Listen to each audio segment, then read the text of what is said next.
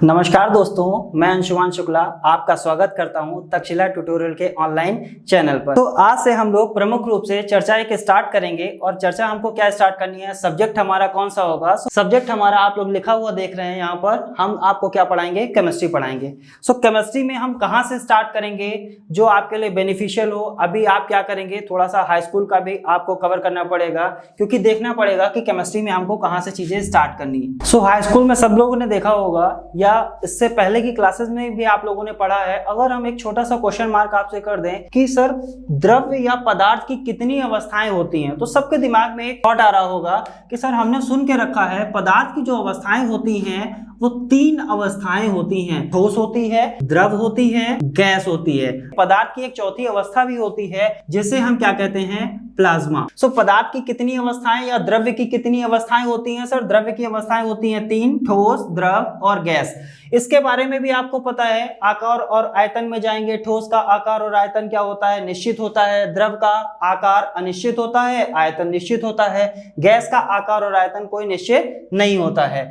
सो यहाँ पर अगर हम बात करें, अगर एक क्वेश्चन मार्क छोटा सा हो, क्वेश्चन मार्क क्या है, द्रव्य आखिरकार है क्या। यहां से हम लोगों की जर्नी स्टार्ट होगी केमिस्ट्री की, और यहीं से हम लोग केमिस्ट्री में एक कॉमन से टॉपिक को डिस्कस करेंगे, जिस टॉपिक के बारे में आप लोगों ने सबने सुन के रखा होगा कि केमिस्ट्री में सबसे पहले सिखाने के लिए हम लोग क्या करते हैं, इलेक्ट्रॉनिक विन्यास के बारे में बात करेंगे। सो आखिरकार ये जो इलेक्ट्रॉनिक विन्यास हम लोगों को पढ़ाया जाता है, ये कहां से आया है। सो यहां से हम लोग स्टार्ट करने वाले हैं। सो द्रव्य क्या है आखिरकार। सो द्रव्य की परिभाषा हम लोग देखेंगे। द्रव्य की परिभाषा हमने क्या देखा, हमने लिखा हुआ है कि प्राचीन समय में यानी काफी टाइम पहले क्या माना जाता था कि द्रव्य जो होता है वो अति सूक्ष्म अविभाज्य कणों से मिलकर बना होता है, और इसे हम क्या कहते हैं, परमाणु कहते हैं। प्राचीन समय में एक परिभाषा मानी गई थी कि द्रव्य जो होता है वो अति सूक्ष्म अविभाज्य कणों से मिलकर बना होता है, जिसे हम क्या कहते हैं, परमाणु कहते हैं। लेकिन कई सारे एक्सपेरिमेंट हुए और एक्सपेरिमेंट में हमको ये पता चला कि परमाणु जो होता है वो अति सूक्ष्म अविभाज्य कणों से मिलकर नहीं बना होता है, बल्कि परमाणु को भी विभाजित किया जा सकता है। विभिन्न खोजों से हमको क्या ज्ञात हुआ, विभिन्न खोजों के माध्यम से यह पता लगाया गया कि परमाणु जो होता है वो स्वयं, यानी परमाणु स्वयं विभिन्न प्रकार के सूक्ष्म कणों से मिलकर बना होता है। अब ये विभिन्न प्रकार के सूक्ष्म कण कौन कौन से हैं यहाँ पर हम देखते हैं, और इनके सबके नाम आप परिचित होंगे। इसको क्या बोलते हैं, इलेक्ट्रॉन, प्रोटॉन और न्यूट्रॉन। तो यहां तक की कहानी तो समझ में आ गई। फिर हमको हाई स्कूल में पढ़ाया गया था कि परमाणु क्या होता है, गोलाकार होता है। मान लिया ये कोई परमाणु है, और हमको हाई स्कूल में ये भी बताया गया था परमाणु के केंद्रीय भाग को हम लोग क्या कहते हैं, नाभिक कहते हैं। ये क्या हो गया आपका, परमाणु हो गया। इसके केंद्रीय भाग को हम लोग क्या कहते हैं, नाभिक कहते हैं। और सबको पता है, सब लोगों ने पढ़ के रखा है कि परमाणु के केंद्रीय भाग को नाभिक कहते हैं। अगर हम आपसे पूछें नाभिक किससे बना होता है, तो आप बताएंगे कि परमाणु के नाभिक में कौन कौन पाया जाता है सर, न्यूट्रॉन पाया जाता है और प्रोटॉन पाया जाता है। अब यहाँ पर हम क्या लिख लेंगे, थोड़ा सा इसको करेक्ट करेंगे। न्यूट्रॉन को हम लोग N से रिप्रेजेंट करते हैं, प्रोटॉन को P से रिप्रेजेंट करते हैं, और इलेक्ट्रॉन को E से रिप्रेजेंट करते हैं, यानी प्रदर्शित करते हैं। ठीक है। सो परमाणु का जो नाभिक होता है वो न्यूट्रॉन और प्रोटॉन से मिलकर बना होता है, और इलेक्ट्रॉन जो होते हैं वो परमाणु के नाभिक के बाहर क्या करते हैं, चक्कर लगाते हैं।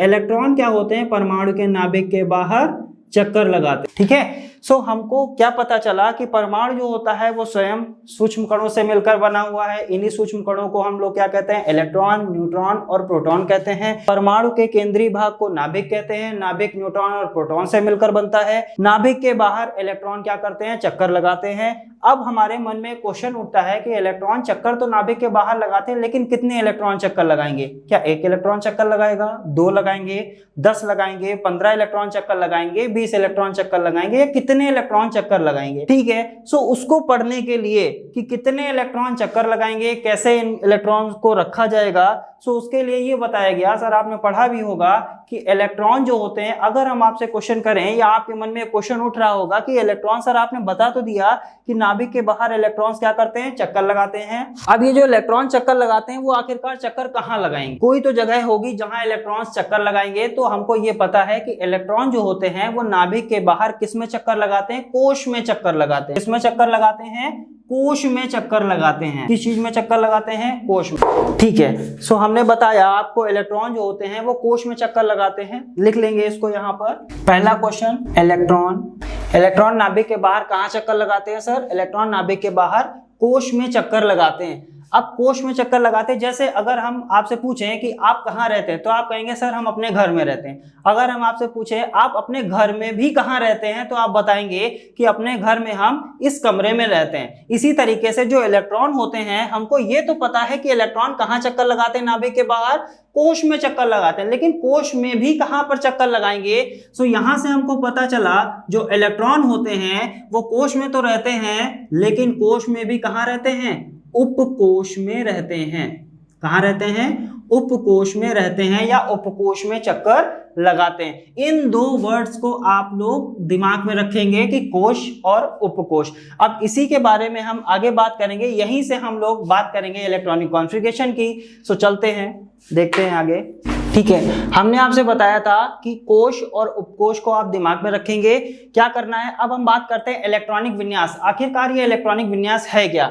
ये हमको क्या बताता है? इलेक्ट्रॉनिक विन्यास जो होता है वो हमको बताता है कि परमाणु के कोश और उपकोश, वही वर्ड्स हैं जो हमने यहां पर आपको बताए कि परमाणु के कोश और उपकोश में इलेक्ट्रॉन के वितरण को प्रदर्शित करता है। यानी इसके माध्यम से हमको ये पता चलता है कि किसी परमाणु के कोश और उपकोश में कितने इलेक्ट्रॉन हैं या कितने इलेक्ट्रॉन रखे जा सकते हैं। सो इसे ही ये प्रदर्शित करता है। कौन प्रदर्शित करता है? इलेक्ट्रॉनिक विन्यास। सो इलेक्ट्रॉनिक विन्यास जब कोश और उपकोश में इलेक्ट्रॉनों के वितरण को प्रदर्शित करता है तो हम कह सकते हैं कि इलेक्ट्रॉनिक विन्यास बनाने के लिए हमारे पास कितनी मेथड हो गई?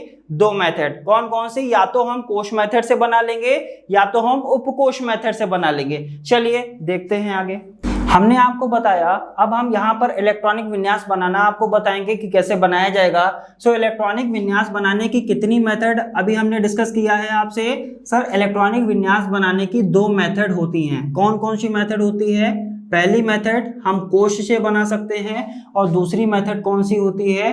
उपकोश से बना सकते हैं। उपकोश से बना सकते हैं। कोश को इंग्लिश में क्या बोलते हैं? इसको हम लोग शेल बोलते हैं। और उपकोश को इंग्लिश में क्या बोलते हैं? इसको हम लोग सबशेल बोलते हैं। सो अब बात करते हैं कि कोश रहते हैं। ठीक है, मान लिया हमको पता है कि इलेक्ट्रॉन कहाँ रहते हैं? कोश में रहते हैं। और कोश में भी इलेक्ट्रॉन कहाँ रहते हैं? आप कहेंगे सर कोश में भी इलेक्ट्रॉन जो होते हैं वो उपकोश में रहते हैं। अब बात करते हैं कि आखिरकार कोश कितनी होंगी, कितने कोश हो सकते हैं और कितने उपकोश हो सकते हैं। तो हम बताएंगे कोश जो होती हैं वो आपकी होती हैं 4। कितनी कोश होती हैं? 4। पहली K, L, M और N। कितने कोश होते हैं? 4 कोश होते हैं। यानी कोई परमाणु है, मान लिया हमारा कोई परमाणु ये है। ठीक है, परमाणु के केंद्रीय भाग को हम लोग क्या कहते हैं? परमाणु के केंद्रीय भाग को हम लोग नाभिक कहते हैं।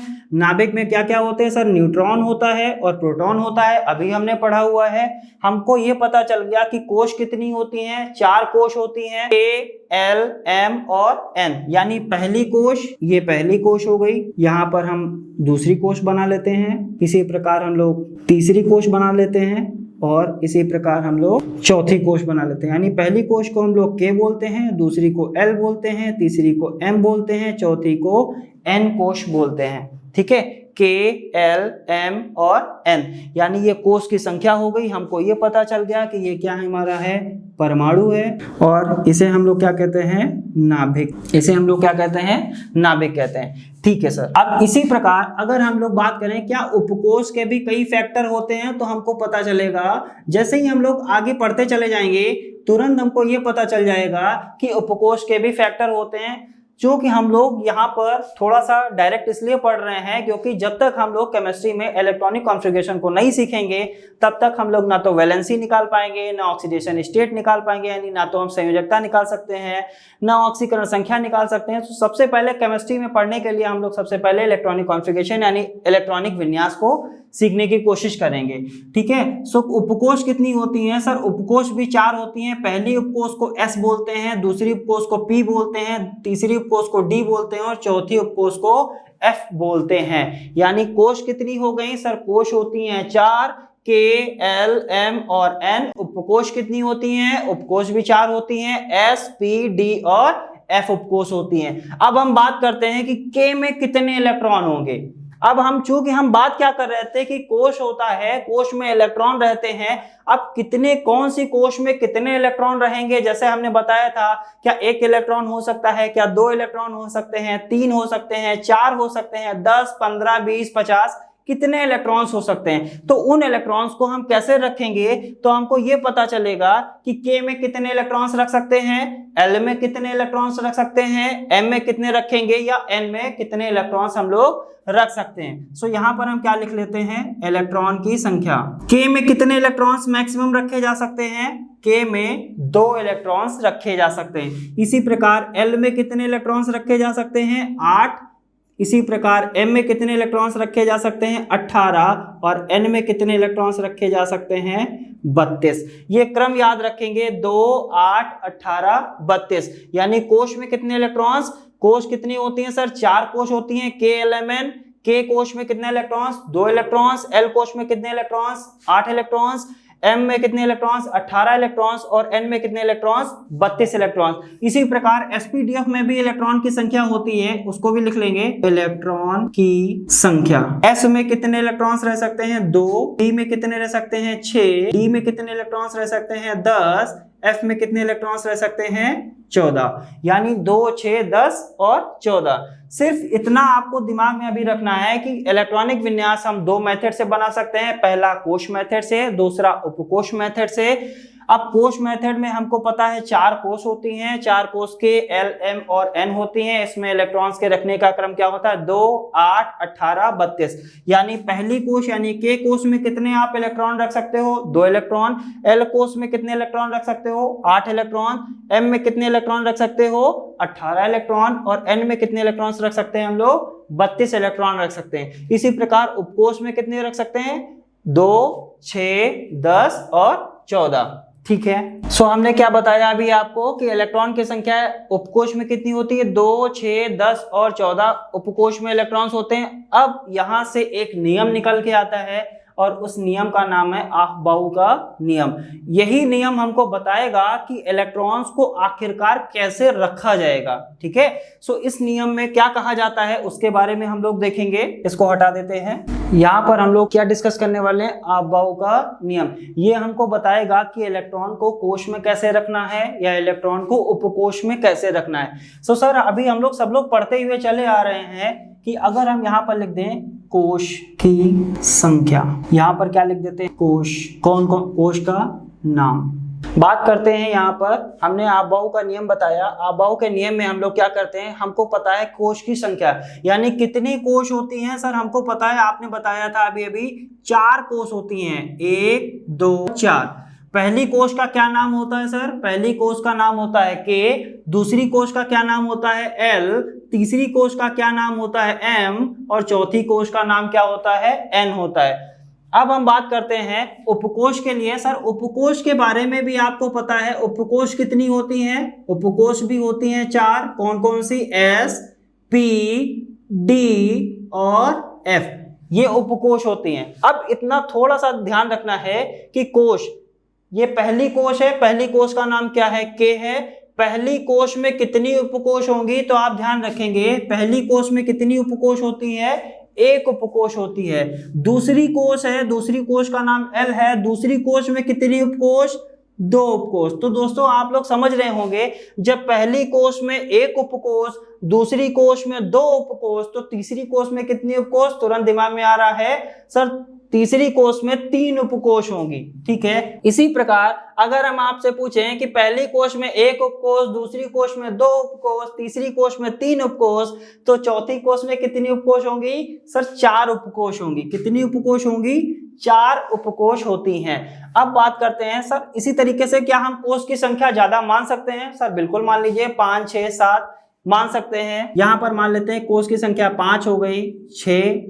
ध्यान रखेंगे कि कोष के नाम K, L, M और N के अलावा कोई नाम नहीं होते हैं। ठीक है, यहाँ पर अपने मन से नहीं कहेंगे सर क्या हम यहाँ पर PQRS लिख सकते हैं कि नहीं लिख सकते हैं, बिल्कुल नहीं लिख सकते हैं सर। कोष की संख्या बढ़ा सकते हैं लेकिन कोष के नाम वेल डिसाइडेड है कि पहली कोष का नाम K होता है, दूसरी का L, तीसरी का M, चौथी का N होता है। अब हम बात करते हैं पहली कोष में एक उपकोष, तो पहली कोष में एक उपकोष हम कौन सी उपकोष लिखेंगे सर, पहली कोष में एक उपकोष, एक उपकोष, पहली कोष में एक उपकोष का मतलब क्या हुआ, यहाँ पर हम केवल और केवल किसको ले सकते हैं, S को ले सकते हैं। ठीक है, चूंकि हमको पहली कोष में एक ही उपकोष रखनी है और उपकोष हमारे पास है कितनी, 4 उपकोष हैं, तो एक उपकोष कौन सी है, पहली उपकोष S उपकोष हो गया। ठीक है, इसी प्रकार से हम देखते हैं कि हमने लिखा कि दूसरी कोष में कितनी उपकोष होती हैं, 2 उपकोष होती हैं। तो दूसरी की बात करेंगे, 2 उपकोष हम ले लेते हैं, पहली कोष कौन सी हो गई, S हो गई, दूसरी कौन सी हो गई,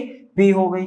अब हम बात करते हैं तीसरी के लिए, तीसरी कोष में कितनी उपकोष हैं, 3 उपकोष हैं। तो आपके दिमाग में आ रहा होगा कि अब कौन कौन से उपकोष ले सकते हैं, S को ले सकते हैं, P को ले सकते हैं और किसको ले सकते हैं, D को भी ले सकते हैं। यानी यहाँ पर हमने क्या लिख लिया। इसी प्रकार हम बात करते हैं चौथी कोष में कितनी उपकोष होती हैं सर, चौथी कोष में भी 4 उपकोष होती हैं। कौन कौन सी, अब हम कौन कौन सी ले लेंगे, अब हम ये चारों उपकोष ले सकते हैं। कौन कौन सी, S, P, D और F। सो यहाँ पर हमने क्या लिखा कि पहली कोष है, पहली कोष का नाम K है, दूसरी कोष है, दूसरी कोष का नाम L है, तीसरी कोष है इसका नाम M है, चौथी कोष का नाम N है।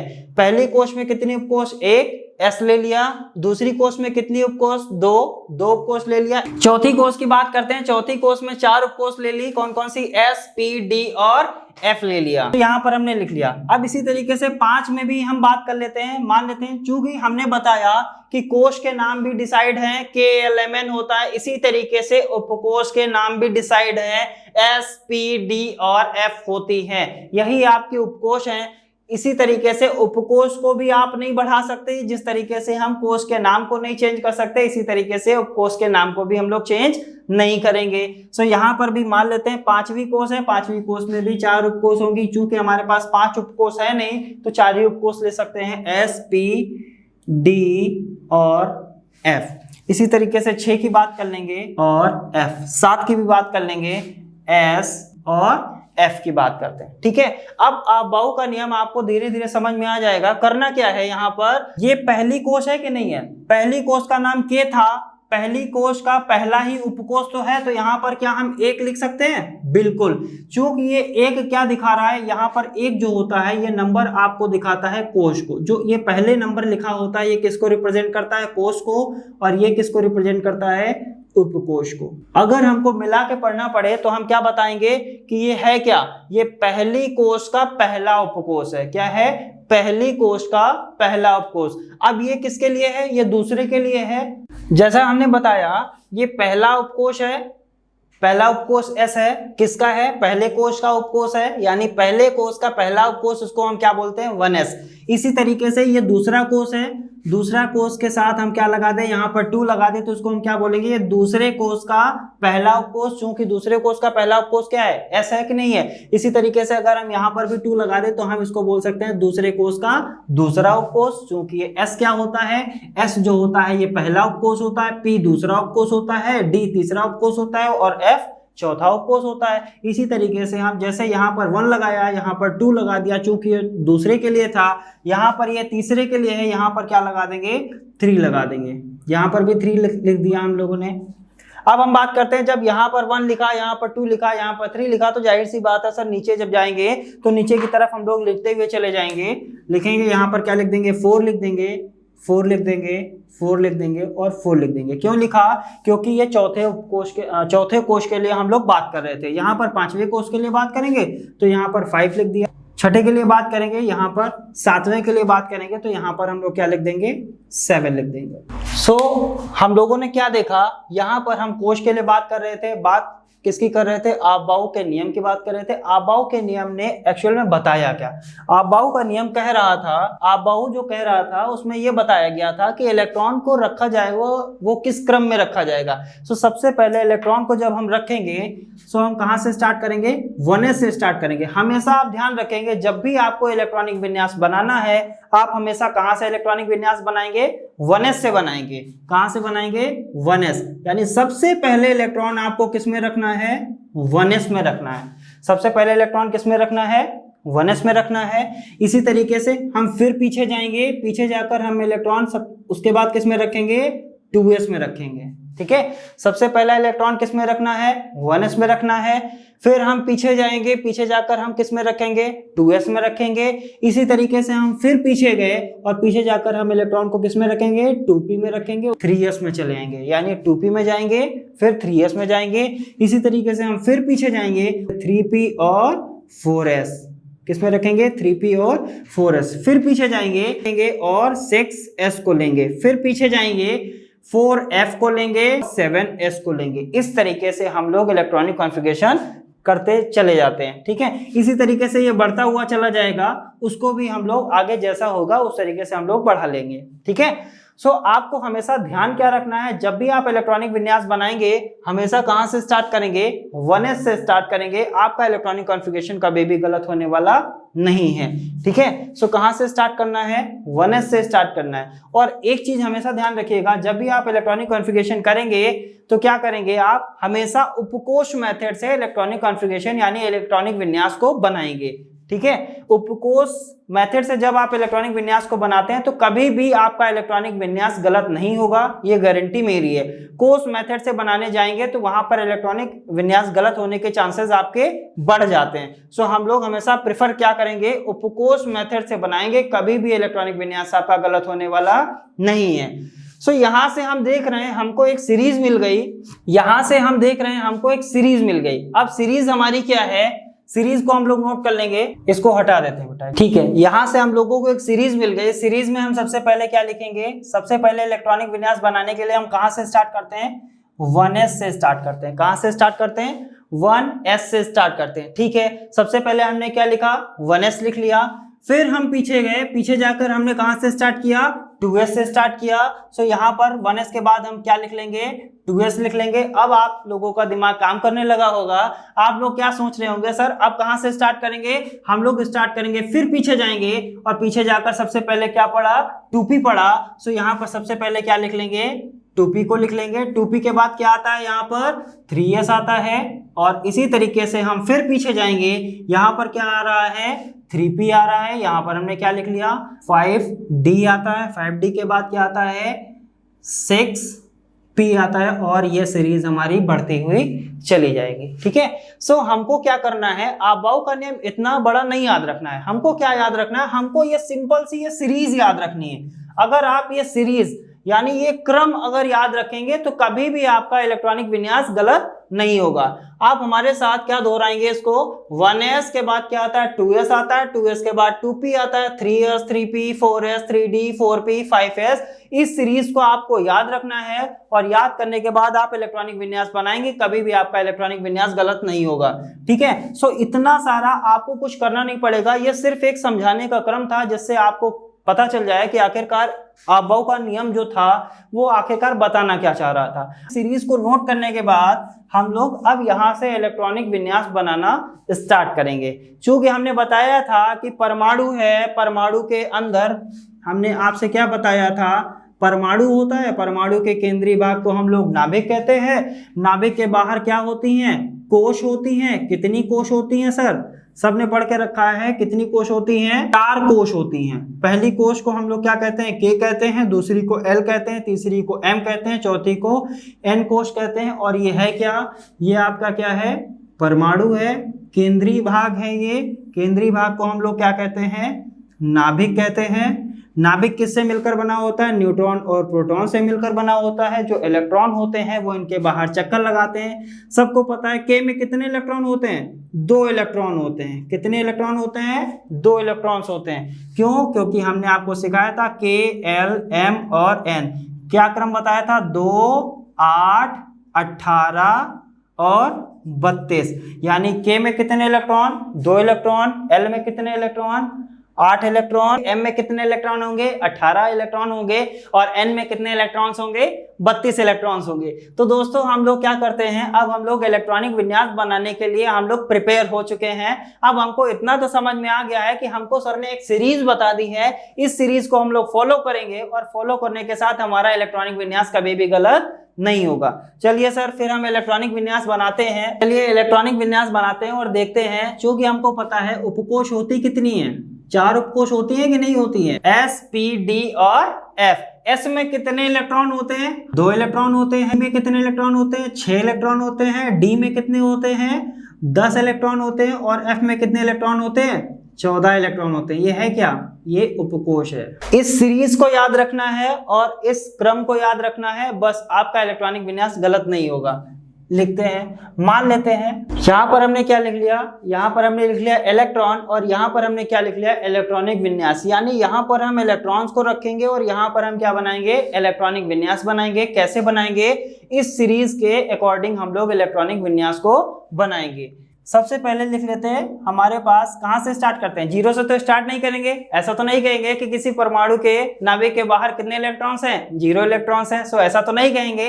कहां से स्टार्ट करते हैं, नंबरिंग, हम लोग नंबरिंग स्टार्ट करेंगे। मान लेते हैं कि कोई परमाणु है, उसके नाभिक के बाहर कितने इलेक्ट्रॉन है, उस परमाणु के नाभिक के बाहर कितना इलेक्ट्रॉन है 1 इलेक्ट्रॉन है।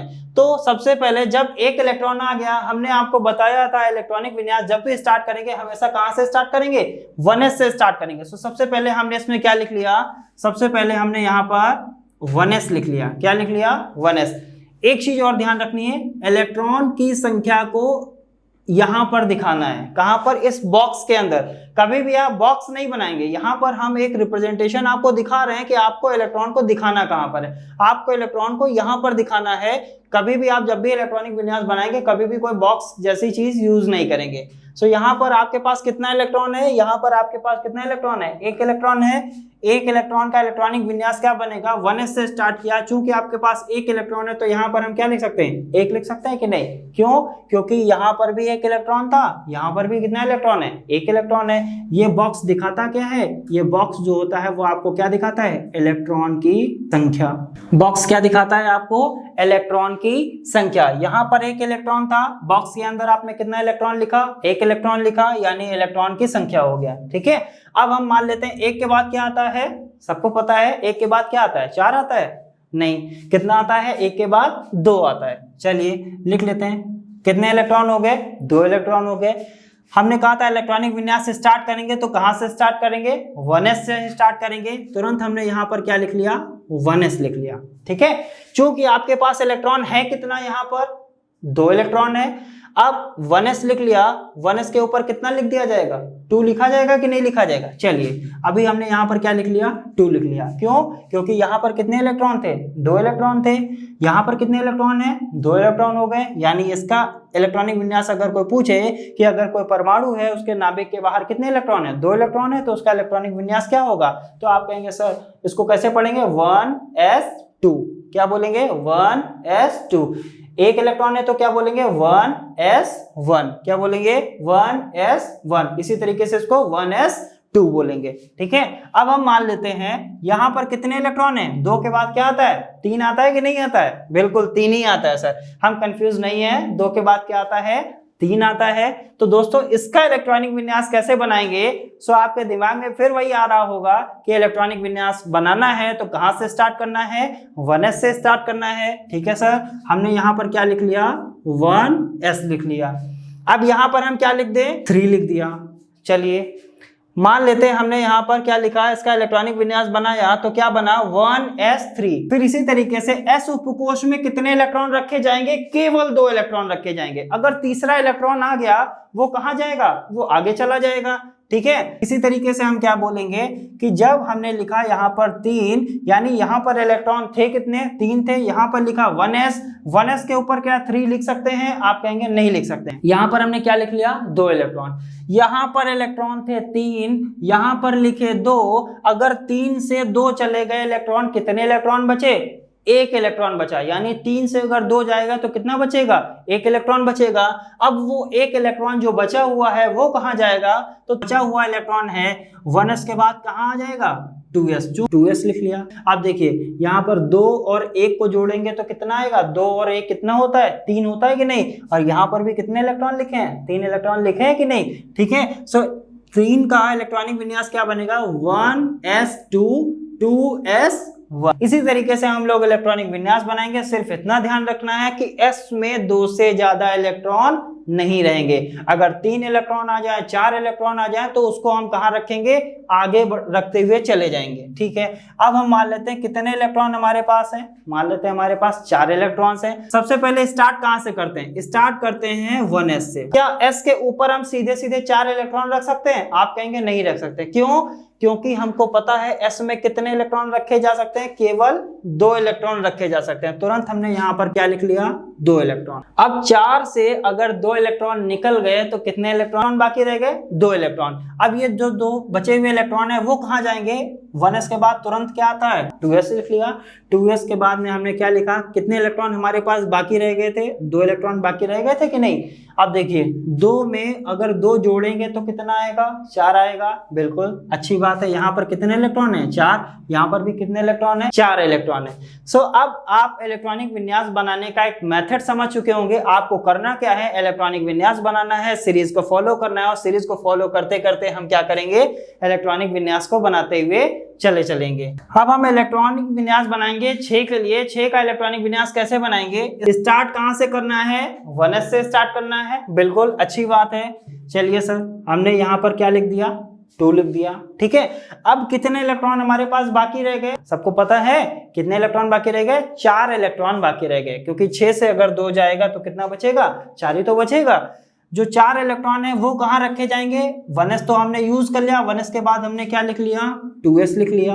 2 इलेक्ट्रॉन रखे जाते हैं, यहाँ पर हमने क्या लिख दिया, यहाँ पर हमने लिख दिया 2। अभी भी कितने इलेक्ट्रॉन बाकी रह गए, 2 और 2 कितने हो गए, 4, 2 इलेक्ट्रॉन बाकी रह गए। वो बचे हुए 2 इलेक्ट्रॉन कहाँ जाएंगे, तुरंत हम किस चीज का यूज कर लेंगे, 2s के बाद किसका यूज करते हैं, 2p का यूज करते हैं। 2 इलेक्ट्रॉन आप देखेंगे 2 2 2, यानी इन तीनों को अगर जोड़ दिया जाए तो कितना आएगा, 6 इलेक्ट्रॉन आएगा। यहाँ पर भी कितना इलेक्ट्रॉन है, 6 इलेक्ट्रॉन है। अब हम इसी तरीके से बात करेंगे 7 के लिए। कहाँ से स्टार्ट करना है हमको, 1s से स्टार्ट करना है। कितने इलेक्ट्रॉन रखे जा सकते हैं, 2 इलेक्ट्रॉन रखे जा सकते हैं। सर 7 से अगर 2 चला जाएगा तो हमारे पास कितने इलेक्ट्रॉन बाकी रह जाएंगे, 5 इलेक्ट्रॉन बाकी रह जाएंगे। 1s के बाद हम किस चीज का यूज करेंगे, 2s का यूज करेंगे। कितने रखे जाएंगे, 2 इलेक्ट्रॉन रखे जाएंगे। यहाँ पर है कितने इलेक्ट्रॉन, 7 इलेक्ट्रॉन है, रख हमने कितने दिए, 4 रख दिए। अभी भी कितने बाकी रह गए, अभी भी हमारे पास 3 इलेक्ट्रॉन बाकी हैं, p में रखे जाएंगे। कहाँ रखे जाएंगे, p में रखे जाएंगे। चलिए सर लिख दिया 2p3, ठीक है। सो क्या देखेंगे, 2 और 2 और 3, तीनों को जोड़ेंगे कितना आएगा, 7 आएगा, ठीक है।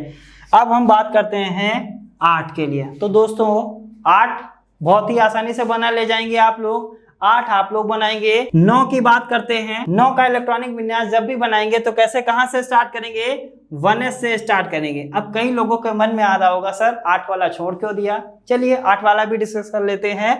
8 वाला कैसे करेंगे, यहां पर क्या लिखा, 1s लिखा, ठीक है। 1s से स्टार्ट करना है। s में सबसे पहले कितने इलेक्ट्रॉन रखते हैं, 8 से 2 चला गया, कितना बचा, 6 इलेक्ट्रॉन बचे कि नहीं। 1s के बाद क्या आता है, 2s आता है, 2 इलेक्ट्रॉन। अब 6 से 2 इलेक्ट्रॉन निकल गए तो कितने इलेक्ट्रॉन यहाँ पर बाकी रह गए हमारे पास, 4 इलेक्ट्रॉन बाकी रह गए। अब ये जो 4 इलेक्ट्रॉन बाकी रह गए वो कहाँ चले जाएंगे, 2p में चले जाएंगे। सो इसी तरीके से हम बात करते हैं 9 के लिए। 9 का इलेक्ट्रॉनिक विन्यास जब भी बनाएंगे तो 1s से स्टार्ट करना है। क्या लिख दिया, 2 लिख दिया। आपके पास टोटल इलेक्ट्रॉन है 9, निकाल कितने दिए इलेक्ट्रॉन, 2 इलेक्ट्रॉन निकल गए। कितने इलेक्ट्रॉन आपके पास बाकी रह गए, 7 इलेक्ट्रॉन बाकी रह गए। जो 7 इलेक्ट्रॉन बाकी रह गए वो कहाँ जाएंगे, आगे जाएंगे। आगे का क्रम कौन सा आया, 2s आया। तुरंत हमने यहाँ पर क्या लिख लिया, 2s लिख लिया। अब s में कितने इलेक्ट्रॉन, क्या 7 इलेक्ट्रॉन रख सकते हैं, आप कहेंगे नहीं। कितने इलेक्ट्रॉन रख सकते हैं, 2 इलेक्ट्रॉन। 2 लिख लिया, 2s2 लिख लिया। अब आपके पास कितने इलेक्ट्रॉन हो गए, यहाँ पर 2 और 2 जोड़ेंगे कितना हो जाएगा, 4। आपके पास टोटल इलेक्ट्रॉन है कितने, 9। 9 से अगर 4 इलेक्ट्रॉन चले गए, कितने इलेक्ट्रॉन बाकी रह गए सर, 5 इलेक्ट्रॉन बाकी रह गए। जो बचे हुए 5 इलेक्ट्रॉन है 2s के बाद क्या आता है 2p आता है। ठीक है सर, तुरंत यहां पर हमने क्या लिख लिया 2p5। ठीक है, क्या लिख लिया 2p5। अब हम p में इलेक्ट्रॉन्स को बढ़ाते हुए चले जा रहे हैं तो क्वेश्चन मार्क आ गया होगा कि आखिरकार सर s में तो हमने 2 रखे, p में हम 1 रख रहे हैं, 2 रख रहे हैं, 3 रख रहे हैं, 4 5 इस तरीके से हम रखते हुए चले जा रहे हैं, लेकिन कहां तक रखेंगे। तुरंत हमने देखा सर p में हम 6 से ज्यादा इलेक्ट्रॉन्स को नहीं रख सकते हैं। जब हम आगे बनाएंगे तो देखेंगे जैसे ही p में 6 से ज्यादा इलेक्ट्रॉन्स होंगे तुरंत हम कहां चले जाएंगे d वाले में चले जाएंगे। ठीक है, 5 इलेक्ट्रॉन हमने यहाँ पर लिख दिया। अब इसी तरीके से हम लोग इलेक्ट्रॉनिक विन्यास बनाएंगे 10 का। चलिए दोस्तों देखते हैं 10 का इलेक्ट्रॉनिक विन्यास कैसे बनेगा। सो हमने बताया था जब भी आप इलेक्ट्रॉनिक विन्यास बनाएंगे हमेशा स्टार्ट कहां से करना है, बस इतना दिमाग में रखिए, हमेशा आपको स्टार्ट कहां से करना है। स्टार्ट हमेशा आपको सीरीज में 1s से स्टार्ट करना है। सो हमने यहाँ पर क्या लिख लिया 1s लिख लिया। अब हमारे पास टोटल इलेक्ट्रॉन है कितने, टोटल इलेक्ट्रॉन हमारे पास 10 है। s में हम कितने इलेक्ट्रॉन रख सकते हैं सर, हमको पता है s में हम 2 इलेक्ट्रॉन रख सकते हैं। s में तो इलेक्ट्रॉन रखा नहीं जा सकता तो कहां जाएंगे 2s के पास जाएंगे, जो 2s लिखा हुआ है। फिर वही बात है सर s में कितने इलेक्ट्रॉन रहते हैं, केवल 2 इलेक्ट्रॉन रहते हैं। या सर 10 से 4 अगर जाएगा तो कितने इलेक्ट्रॉन बाकी रह जाएंगे, 6 इलेक्ट्रॉन बाकी रह जाएंगे। सो बचे हुए जो 6 इलेक्ट्रॉन है वो 2p में आसानी से चले जाएंगे। यहां पर हमने क्या लिख लिया 2p6। सो इस तरीके से हमने 1 to 10 इलेक्ट्रॉनिक विन्यास बनाया हुआ है। करना क्या है, सीरीज को फॉलो करना है। इस सीरीज को फॉलो करते रहेंगे, इलेक्ट्रॉनिक विन्यास आसानी से आपके बनते रहेंगे। चलिए फिर इसी क्रम में हम देखते हैं इलेक्ट्रॉनिक विन्यास। चलिए दोस्तों अब हम बात करते हैं, अगर हमारे पास 11 इलेक्ट्रॉन है, ठीक है, अगर हमारे पास 11 इलेक्ट्रॉन है तो हम आपसे कहें कि 11 इलेक्ट्रॉन का इलेक्ट्रॉनिक विन्यास आपको बनाना है, तो आप कहेंगे सर बिल्कुल आसानी से हम बना सकते हैं। क्यों बना सकते हैं, क्योंकि हमको एक सीरीज पता है, इस सीरीज के अकॉर्डिंग हमको चलना है और इलेक्ट्रॉनिक कॉन्फ़िगरेशन हमारा या इलेक्ट्रॉनिक विन्यास हमारा आसानी से बनता हुआ जाएगा। ठीक है सर, जैसे ही 11 लिखा, यहां पर इलेक्ट्रॉनिक विन्यास बनाने के लिए स्टार्ट कहां से किया सर, तुरंत। अब तो सबको समझ में आ गया होगा कहां से स्टार्ट करेंगे 1s से। s में कितने इलेक्ट्रॉन रख सकते हैं, s में केवल और केवल 2 इलेक्ट्रॉन रख सकते हैं, 2 से ज्यादा इलेक्ट्रॉन नहीं रखते हैं। 1s के बाद में क्या आता है 2s आता है। तो चूंकि हमारे पास अब इलेक्ट्रॉन कितने हैं 9 इलेक्ट्रॉन है, s में रह कितने रह सकते हैं, केवल 2 इलेक्ट्रॉन रह सकते हैं। अब 9 से भी अगर 2 इलेक्ट्रॉन चला गया, 7 इलेक्ट्रॉन बाकी रह गए। अब हम बात करते हैं जो ये 7 इलेक्ट्रॉन हैं ये कहां जाएंगे, s के बाद यहां पर क्या आया हुआ है, क्या ये 7 इलेक्ट्रॉन हम यहां पर लिख सकते हैं। सो आपके मन में आया होगा सर बिल्कुल नहीं लिख सकते। क्यों, क्योंकि हमको पता है p में 6 से ज्यादा इलेक्ट्रॉन नहीं रखे जा सकते। क्या लिख दिया यहां पर 6 लिख दिया। ठीक है, अभी भी आपके पास जब 7 इलेक्ट्रॉन थे, 6 इलेक्ट्रॉन यहां लिख दिए, तो बचा हुआ 1 इलेक्ट्रॉन कहां जाएगा। अब 2p के बाद सर क्या आया हुआ है 3s लिख लिया। अब जो ये 1 इलेक्ट्रॉन था क्या ये s में रह सकता है, सर बिल्कुल रह सकता है, 1 लिख सकते हैं। अब देखिए क्या 11 इलेक्ट्रॉनिक विन्यास बन गया, 2 2 4 6 10 और 1 11। यहां पर भी कितने इलेक्ट्रॉन है 11 इलेक्ट्रॉन है, और यहां पर भी कितने इलेक्ट्रॉन की संख्या है 11 इलेक्ट्रॉन की संख्या है। चलिए सर एक और यहां पर बना लेते हैं। अगर इलेक्ट्रॉन की संख्या हमारे पास 12 हो गई तो इसका इलेक्ट्रॉनिक विन्यास कैसे बनेगा, 1s से स्टार्ट करना है। s में 2 से ज्यादा इलेक्ट्रॉन रह नहीं सकते, अगर 2 से ज्यादा नहीं रह सकते तो 2 रख दिए। अब बचे हुए इलेक्ट्रॉन हमारे पास कितने इलेक्ट्रॉन बाकी रह गए, 10 इलेक्ट्रॉन बाकी हैं। बचे हुए 10 इलेक्ट्रॉन कहां जाएंगे, आगे जाएंगे। यहां पर हमने क्या लिख लिया 2s लिख लिया। अब 2s में भी s में कितने इलेक्ट्रॉन रह सकते हैं, 2 इलेक्ट्रॉन लिख लिए। अभी भी आपके पास कितना इलेक्ट्रॉन बाकी है, बचे हुए 8 इलेक्ट्रॉन कहां जाएंगे, तुरंत आया 2p। क्या 2p में हम 8 इलेक्ट्रॉन डायरेक्ट रख सकते हैं, नहीं रख सकते। तो p में कितने रखे जा सकते हैं, केवल 6 इलेक्ट्रॉन्स रखे जा सकते हैं। अब जब यहां पर हमने 6 इलेक्ट्रॉन रख लिए, ये बचे हुए अब कितने इलेक्ट्रॉन बाकी रह गए, 2 इलेक्ट्रॉन बाकी रह गए। बचे हुए 2 इलेक्ट्रॉन कहां जाएंगे सर, आगे क्या दिया हुआ है 3s। ये जो 3s हो गया, अब s में कितने इलेक्ट्रॉन, यहां से कितने इलेक्ट्रॉन बाकी रह गए थे, 2 इलेक्ट्रॉन बाकी रह गए थे। अब ये 2 इलेक्ट्रॉन क्या यहां पर लिख सकते हैं, बिल्कुल सर 12 इलेक्ट्रॉन है, और यहां पर भी कितना इलेक्ट्रॉन है, यहां पर भी 12 इलेक्ट्रॉन आपके है। तो इस प्रकार हम इलेक्ट्रॉनिक विन्यास आगे भी बनाएंगे और देखते चलेंगे कि इलेक्ट्रॉनिक विन्यास आखिरकार कैसे बनेगा। ठीक है, सो अब 12 के बाद हम 13 नहीं बनाएंगे, 14 नहीं बनाएंगे, क्योंकि वो आसानी से आप बना ले जाएंगे। इलेक्ट्रॉनिक विन्यास हम लोग बनाते हैं किसका? 15। चलिए अब देखते हैं 15 का इलेक्ट्रॉनिक विन्यास कैसे बनेगा। अब इसको थोड़ा सा डायरेक्ट मेथड से करना सीखिए। कैसे करेंगे? तुरंत जैसे ही 15 लिखा हुआ है, तुरंत हमने यहाँ पर क्या लिखा? 1s लिखा। s में कितना इलेक्ट्रॉन रह सकता है? 2 इलेक्ट्रॉन रह सकता है, 2 इलेक्ट्रॉन लिख लिया। 1s के बाद क्या आता है? 2s आता है। 2s में कितने इलेक्ट्रॉन रह सकते हैं? 2 इलेक्ट्रॉन रह सकते हैं, 2 इलेक्ट्रॉन लिख लिए। अब इनको जोड़ेंगे, कितना हुआ? 2 और 2 4 हुआ। यहाँ पर है कितने इलेक्ट्रॉन? 15। 15 से अगर 4 जाएगा तो कितना बचेगा? 11 इलेक्ट्रॉन बचेंगे। जो 11 इलेक्ट्रॉन है वो कहाँ जाएंगे सर? तुरंत हमने क्या लिखा? 2p लिख लिया। क्या 2p में हम डायरेक्ट 11 लिख सकते हैं? आप कहेंगे नहीं लिख सकते। कितना लिख सकते हैं p में? p में हम लिख सकते हैं केवल 6 इलेक्ट्रॉन्स को लिख सकते हैं। अब हम कहाँ जाएंगे? कितने इलेक्ट्रॉन हो गए? 2 और 2 4 और 6 10। अभी भी कितने इलेक्ट्रॉन बाकी हैं? 5 इलेक्ट्रॉन बाकी हैं। बचे हुए 5 इलेक्ट्रॉन कहाँ जाएंगे? 2p के बाद क्या आता है? 3s लिखा। 3s s में कितने इलेक्ट्रॉन रह सकते हैं? 2। अभी भी आपके पास 3 इलेक्ट्रॉन बाकी हैं, वो कहाँ जाएंगे? 3p में। तुरंत यहाँ पे क्या लिखा? 3p3। जोड़िए जरा, क्या इधर 15 है तो इधर 15 है कि नहीं है? बिल्कुल है। इसी प्रकार हम बनाते हैं इलेक्ट्रॉनिक विन्यास 17 का, फिर हम बनाएंगे 20 का। ठीक है, चलिए सर 17 का अगर इलेक्ट्रॉनिक विन्यास बनाना हो तो क्या हम बना ले जाएंगे? बिल्कुल सर, आसानी से बना ले जाएंगे। 1s लिखा, s पे कितना इलेक्ट्रॉन लिखा? 2 इलेक्ट्रॉन लिखा। s पे 2 इलेक्ट्रॉन लिख लिया। 1s के बाद क्या आता है? 2s आता है। 2s लिख लिया। 2s के ऊपर कितने इलेक्ट्रॉन लिख लिए? 2 इलेक्ट्रॉन लिख लिए। 2p में जाएंगे। यहाँ पर हमने क्या लिखा? p में कितने इलेक्ट्रॉन रह सकते हैं? 2p6। 3s आएगा। यहाँ पर हमने क्या लिखा? 3s लिख लिया। s में कितने इलेक्ट्रॉन रह सकते हैं? 2 इलेक्ट्रॉन। बचे हुए 5 इलेक्ट्रॉन कहाँ जाएंगे? सर जो 5 इलेक्ट्रॉन बचा हुआ है वो किस में चला जाएगा? 3p5। देखिए क्या 17 हुआ कि नहीं हुआ? ये बिल्कुल सही बना हुआ है और आप लोग अब इलेक्ट्रॉनिक विन्यास बनाना सीख चुके हैं। तो दोस्तों हम लोग बनाते हैं इलेक्ट्रॉनिक विन्यास 20 का। अगर 20 इलेक्ट्रॉन्स हैं तो इसका इलेक्ट्रॉनिक विन्यास हम लोग कैसे बनाएंगे इसको देखते हैं। लिखेंगे 1s 2 इलेक्ट्रॉन्स, बोल बोल के थोड़ा सा बनाएंगे, बहुत ही आसानी से बनेगा। s के ऊपर 2 इलेक्ट्रॉन रख दिए। 1s के बाद क्या आता है सर? 2s आता है। 2s लिख लिया। कितना इलेक्ट्रॉन रहेगा? 2 इलेक्ट्रॉन रहेगा। यहाँ पर भी लिख लिया। 2s के बाद क्या आता है? 2p आता है। यहाँ पर लिख लिया 2p। p में कितने इलेक्ट्रॉन्स रहते हैं? 6 इलेक्ट्रॉन्स रहते हैं। 6 लिख लिया। अब उसके बाद 2p के बाद क्या आता है सर? 3s। 3s लिख लिया। s में कितने इलेक्ट्रॉन्स? सर हमको पता है s में केवल 2 इलेक्ट्रॉन रहते हैं। s में हमने 2 इलेक्ट्रॉन्स लिख लिए। अब देखते हैं कितने इलेक्ट्रॉन्स हुए। 2 2 4 6 10 2 12। यहाँ पर है कितने? यहाँ पर है 20। अगर 20 में 12 चले गए तो कितना बचा? 8 बचा हुआ है। यानी अभी भी हमारे पास कितने इलेक्ट्रॉन्स बाकी हैं? 8 इलेक्ट्रॉन्स बाकी हैं। जो बचे हुए 8 इलेक्ट्रॉन्स हैं वो कहाँ जाएंगे?